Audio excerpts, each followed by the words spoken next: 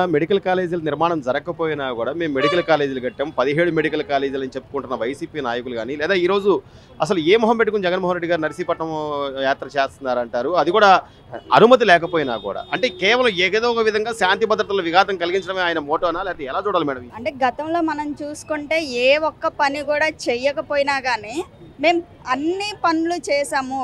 అంటే ఒక మా గవర్నమెంట్ వచ్చాక రాష్ట్రంలో ప్రజలకు ఏదైతే మంచి ఉందో అదంతా మేము చేసామని చెప్తున్నారు. కానీ మరి గవర్నమెంట్ ఏమీ చేయలేదు. వైఎస్ గవర్నమెంట్ కానీ ఏం చేయకుండా ఈరోజు 17 మెడికల్ కాలేజెస్ మేము కట్టాము, ఇదిగోండి చూడండి అని 3D పిక్చర్స్ వేసి చూపిస్తున్నారు. కానీ అక్కడికి వెళ్ళి చూసిన ఏ ఒక్కటి కూడా కట్టిన దాఖలాలు లేవు. జస్ట్ అట్లాగా పునాదిలాగా వేసి తప్ప ఏది కూడా కంప్లీట్ అవ్వలేదు. మరి దానికి సంబంధించి క్వశ్చన్ చేస్తున్నా మేము చేసాము, టీడీపీ గవర్నమెంట్ కావాలని మా మీద ఇలా చేస్తున్నారని. కానీ అక్కడికి వెళ్ళి చూసిన వాళ్ళు కానీ చెప్పడం కానీ లేదా మనం వెళ్ళి చూసుకున్నా కానీ అక్కడ ఏది కూడా కంప్లైంట్ అవ్వలేదు. మరి రిషికొండ మీద ప్యాలెస్ కట్టడం కానీ లేదా సంక్షేమ పథకాలకు ఖర్చు పెట్టడం కానీ లేదా ఇంకేదైనా విషయాలు పార్టీ కార్యాలయాలు నియోజకవర్గాల్లో పెట్టుకోవడం కానీ ఏం చేసినా కానీ ఆ డబ్బేదో ఇటు మెడికల్ కాలేజెస్ పెట్టుంటే అనేక మంది పిల్లలు ఎస్సీ ఎస్టీ పిల్లలు కానీ లేకపోతే వేరే మెడికల్లో ర్యాంకులు బాగా తెచ్చుకునే పిల్లలు వాళ్ళకి ఎంతగానో ఉపయోగపడేది. అంటే మెడికల్ కాలేజెస్ ఇంతమంది మనకి చదివే పిల్లలు ఉన్నారు, వీళ్ళు మనకి రేపు ఉపయోగపడే వాళ్ళు. ఎందుకంటే మనం డాక్టర్స్ కొరత మనం కోవిడ్లో చూసాము. అదే కానీ ఇప్పుడు మనకి అట్లాంటి స్టూడెంట్స్ ఉండి మనకి బయటకు వచ్చి ఉంటే రేపు ఇంకొకటి ఏదన్నా పెద్దది వైరస్ మనకు వచ్చినా కానీ ఈ స్టాఫ్తో మనకి సరిపోయేది. అంత ముఖ్యమైన మెడికల్ కాలేజెస్ సంగతి వదిలేసి మిగిలిన చెత్త అంతా ఏంటో మేము చేసాము, మేము గొప్ప చేసాము, మళ్ళీ మాకు అవకాశం ఇవ్వండి, మేము అంత చేసాం ఎంత చేసామన్న ఆ సంక్షేమ పథకాలు ఇచ్చి కూడా ప్రజల్ని బద్దకస్తుల్ని చేశారు. ఈరోజు చూసుకుంటే ఆ సంక్షేమ పథకాలు లేకపోవడం వల్ల ప్రతి ఒక్కళ్ళు పనికి వెళ్తున్నారు. అంటే మాకు ఆ నెల అయ్యేసరికే లేదా ఈ డబ్బులు వస్తాయి ఆ డబ్బులు వస్తాయి అని ఎదురు చూడకుండా ప్రజలందరూ కూడా వారి వృత్తిరీత్యా వారు బయటకు వెళ్ళి వర్క్ చేస్తున్నారు. ఇదే మనకి మంచి నిదర్శనం అన్నమాట. సంక్షేమ పథకాల వల్ల ప్రజలు ఎలా నష్టపోతున్నారు, అదే డబ్బు మెడికల్ కాలేజెస్కి యూజ్ చేసుంటే ఇంకెంతమంది విద్యార్థులు ఉపయోగపడేవాళ్ళు అనేది మనం ఇక్కడ సంబంధించి అంటే ప్రతి చోట ఏదో ఒక గలాట చేయాలి లేదా ఏదో ఒక గందరగోళం సృష్టించి అశాంతి నెలకొలాలి అనే విధంగానే ఈ రోజున చిత్తూరులో ఏదైతే అంబేద్కర్ విగ్రహానికి నిప్పు పెట్టి దాన్ని మళ్ళీ ఈ ప్రభుత్వం మీద నెట్టాలనే నెపాన్ని ఈరోజు ప్రతి ఒక్కరికి అర్థమైపోయింది అసలు ఎవరు చేశారు ఏంటి అనేది కూడా. సో దాన్ని ఎలా చూడాలంటే అది ముందు నుంచి ఉన్న ఆలోచన. జగన్మోహన్ రెడ్డి గారు ఏది చేసినా మేము చేసాము అని ఏ రోజు ఒప్పుకున్న దాఖలాలు లేవు. దాన్ని ఈరోజు అంటే ఇది చేస్తున్నారు టాపిక్ డైవర్ట్ చేయడానికి. వాళ్ళే అంబేద్కర్ విగ్రహాన్ని చిత్తూరు జిల్లాలో పగలగొట్టి మళ్ళీ వాళ్ళే అదే నెపాన్ని మళ్ళీ టీడీపీ గవర్నమెంట్ మీద వేసి దీన్ని అంటే టాపిక్ ఏదైతే ఇప్పుడు మెడికల్ కాలేజెస్ ఇష్యూ మాట్లాడుతున్నారో దాన్ని టాపిక్ డైవర్ట్ చేయడానికి ఈ అంబేద్కర్ విగ్రహాన్ని పగలగొట్టి దీన్ని అంటే ప్రజల ముందుకి ఇంకొక నాటకం లాగా ప్రదర్శిస్తున్నారు. ఇదంతా కూడా అంటే ప్రజలు ప్రతిదీ చూస్తున్నారు కదా, ఇంకా అంటే ఏదో ఒకటి ఒకసారి ఒక అబద్ధాన్ని 10 సార్లు చెప్తే నిజమైపోతుంది అనే ఉద్దేశం లేకపోతే అమాయకులు అనుకుంటున్నారా జనాలు? అదేనండి. అంటే ఒకేసారి మనము ఇప్పుడు ఎవరినైనా దొంగ అంటే వాడు దొంగ అని ఒప్పుకోడు కదా. 10 సార్లు అన్నా కానీ దొంగ ఎప్పటికీ దొంగే. అదే విషయాన్ని వారు గ్రహించలేకపోతున్నారు. ప్రజలు అనే వాళ్ళు గుడ్డి వాళ్ళు కాదు. ప్రతిదీ మీడియా ఉంది అంటే సెల్ ఫోన్స్లో ఉన్నాయి, రికార్డ్ చేయగలుగుతున్నారు. ఎప్పటికప్పుడు మీడియా ముందుకి ప్రతి విషయం కూడాను కళ్ళకు కట్టినట్టుగా కనిపిస్తుంది. ఏ విషయాన్ని కూడా వాడు దాచలేడు కాబట్టి పదే ఇలా ప్రజల్లోకి తీసుకురావాలి అన్నారు. కానీ ఏంటంటే ఇలా పదే తేవడం వల్ల ప్రజలు 10 సార్లు 9 సార్లు ఆలోచించకపోయినా 10వ అన్న ఆలోచించావు లేదా తెలిసిన వారి నుంచి అయినా మీడియా ద్వారా నుంచి అయినా తెలుసుకోవడానికి వారికి అవకాశం ఉంది. కాబట్టి ప్రజలు ఎట్టి పరిస్థితుల్లో నమ్మే అవకాశం అయితే లేదు.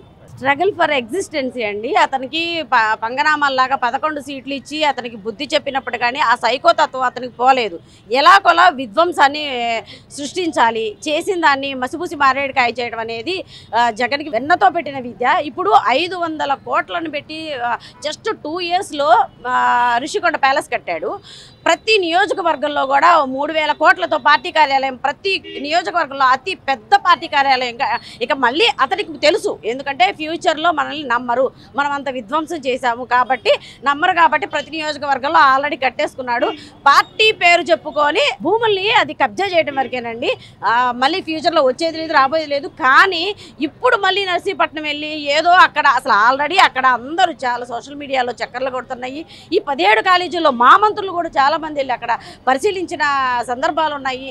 పీపీ పద్ధతి అనేది 333 ప్రైవేట్ పబ్లిక్ పార్టిసిపేషన్ అనేది చాలా బృహత్తరమైనదండి.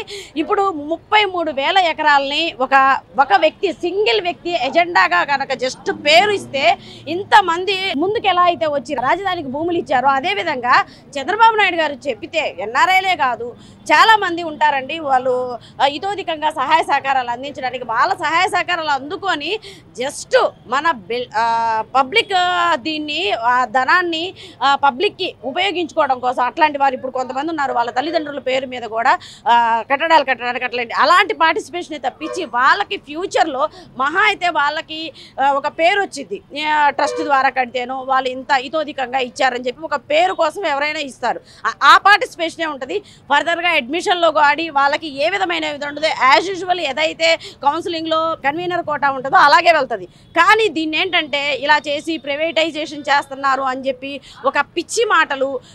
ఇప్పుడు ఆల్రెడీ అంతకు ముందు కూడా మీకు ఇవ్వరు అని చెప్పి ఏదో పిచ్చి మాటలు చెప్పి అందరినీ మోసం చేశారండి. మెగా డిఎస్సీ అని చెప్పాడు, తల్లికి వందనని చెప్పాడు. చెప్పిన ప్రతి మాట 3,000 దాకా పెంచుకుంటూ పోతామని చెప్పి చాలా ఆర్థికంగా చితికిపోయిన మహిళలు కూడా ఆశ పెట్టి చాలా కర్కశంగా ప్రవర్తించాడండి. అది చంద్రబాబు నాయుడు అండి. వచ్చిన వితిన్ సెకండ్స్ ప్రకటించిన 3 నెలలు కూడా ఒకేసారి ఇచ్చారు. చాలా సంతోషంగా ఉన్నారు.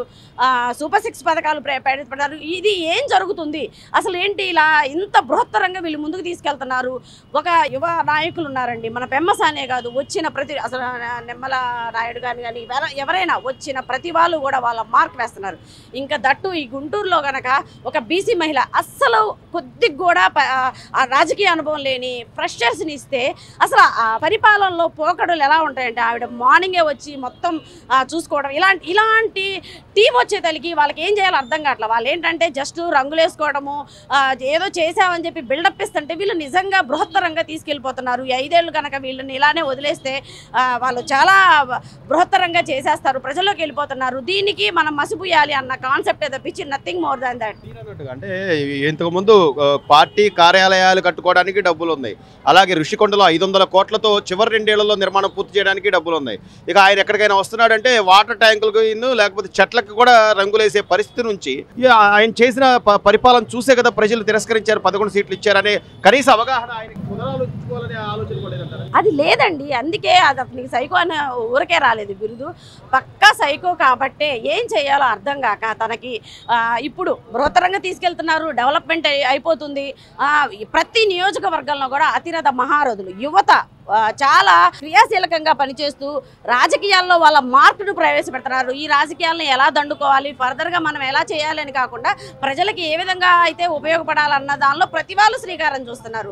ఒక కడపే కాదు, రాయలసీమ కాదు, అనంతపురం కాదు, గుంటూరు కాదు, ప్రతి నియోజకవర్గంలో ఆసమ్ అడ్మినిస్ట్రేషన్ అయితే జరుగుతుందండి. వీళ్ళకి ఏం చేయాలో అర్థం కాక పిచ్చి ప్రేలాపనలు ఇవన్నీ.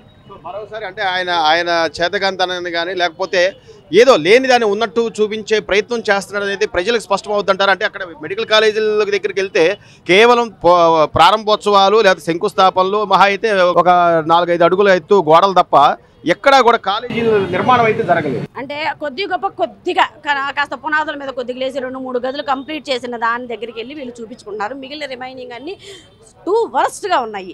ఇవి చూపించుకొని చేస్తున్నాడు అంటే అందరికీ తెలుసు, ప్రతి వాళ్ళకి తెలుసు. ఇతను పరదాలకు ఎంత ఖర్చు పెట్టాడు, రంగులేయడానికి స్కూళ్ళకి రంగులేయడానికి ఎంత ఖర్చు పెట్టాడు, ప్రతిదానికి పిల్లలు ఇచ్చే ప్రతి చిక్కీ మీద కూడా అతని పైశాచిక ఆనందం అనమాట. తిండి మీద, ఒక బ్యాగ్స్ మీద, యూనిఫామ్ మీద కాదేది ప్రచారానికి అర్హం అన్నట్లుగా ప్రతిదాన్ని చెట్టు పుట్ట, ఒక బ్యాగు, ఆహార పదార్థం, మజ్జిగ ప్యాకెట్ల మీద కూడా వీళ్ళ అంత పిచ్చి పీక్స్ అయిపోయి చాలా అంటే చెప్పే కదా ప్రచారానికి దీన్ని యూజ్ చేసుకోవాలి. మినిమం ఎథిక్స్ ఇప్పుడు ఒక ఎవరికైనా ఎడ్యుకేషన్ ఇస్ ద ఉంటుందండి. ఆ నాలెడ్జ్ లేకపోతే ఇట్లాంటి తెక్క పనులే చేస్తారు. వాడు ఎట్లయినా చదువుకోలేదు, పేపర్లు కొట్టేసి అలా చేసిన వాళ్ళకి ఇంకెట్లనే ఉంటుంది.